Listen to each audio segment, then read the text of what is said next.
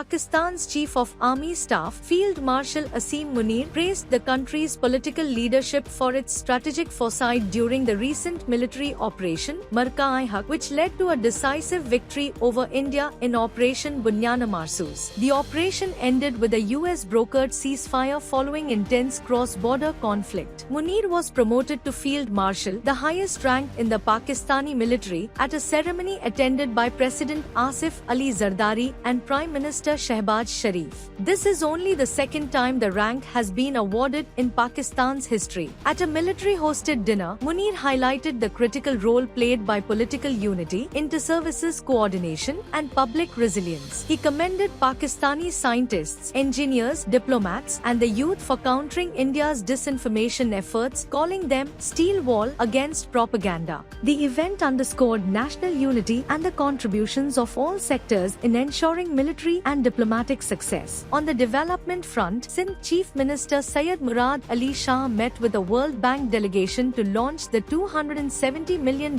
Wash, Water, Sanitation and Hygiene project aimed at aiding 3,200 flood-affected villages. The initiative will benefit approximately 1.5 million people and is jointly funded by the World Bank, Islamic Development Bank, Asian Development Bank and the Sindh government. The meeting also reviewed recovery efforts from the 2022 floods, which displaced over 12 million people. Meanwhile, PPP Secretary General Humayun Khan supported the inclusion of all political parties, including the opposition PTI, in Pakistan's global diplomatic mission to counter Indian narratives. A high-level delegation, led by Foreign Minister Bilawal Bhutto Zardari, will tour major Western capitals to present Pakistan's case. India has announced similar efforts to promote its own version of the recent conflict.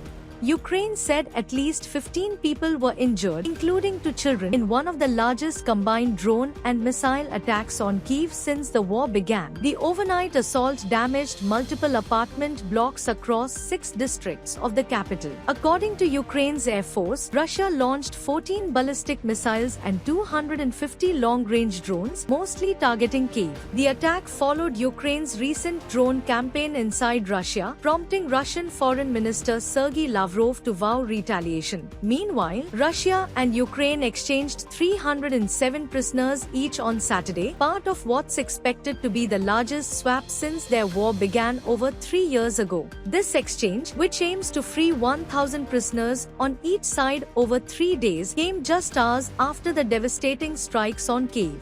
US President Donald Trump, who reportedly helped push for the talks, suggested the move could signal fresh momentum toward peace negotiations. President Volodymyr Zelensky described the night of the assault as tough and urged the international community to impose new sanctions on Russia, stressing that only economic pressure on Moscow could lead to a ceasefire. Residents recounted harrowing moments. Helena Tatarchuk, 63, narrowly survived when a drone struck her building. "They are just destroying us," she said, criticizing Trump for downplaying the conflict. Zelensky later announced the prisoner exchange on Telegram, sharing emotional images of freed Ukrainian troops draped in national flags and reunited with comrades. "Our goal is to bring everyone home," he said. This latest exchange follows Friday's release of 390 prisoners, including 120 civilians. Despite ongoing talk of ceasefire negotiations, Ukraine's foreign minister noted that Russia had yet to offer a peace proposal, instead continuing its delivery of drones and missiles.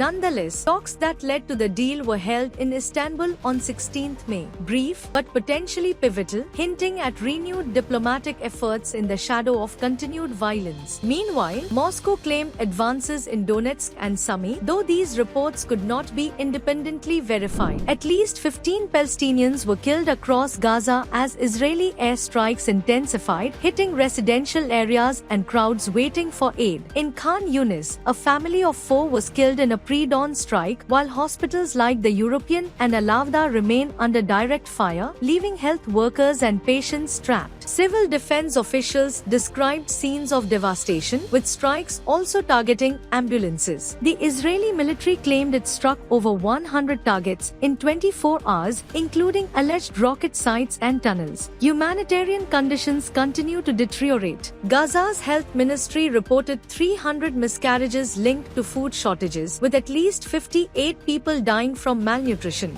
aid remains severely restricted. Martin Griffiths, former UN humanitarian chief, condemned what he called the weaponization of aid, accusing Israel of using limited relief to coerce displacement. He said the aid kept in Gaza South forces civilians to risk perilous journeys from the north, calling it aid with victimization. Elsewhere, in the occupied West Bank, Israeli settlers reportedly sabotaged water supplies near Jericho, attempting to force Palestinian families off their land. In Hebron, Israeli forces say they neutralized a stabbing suspect, with no casualties reported. Despite US-led plans for aid delivery, logistical setbacks and on-the-ground insecurity have stalled efforts, compounding the humanitarian crisis as violence continues.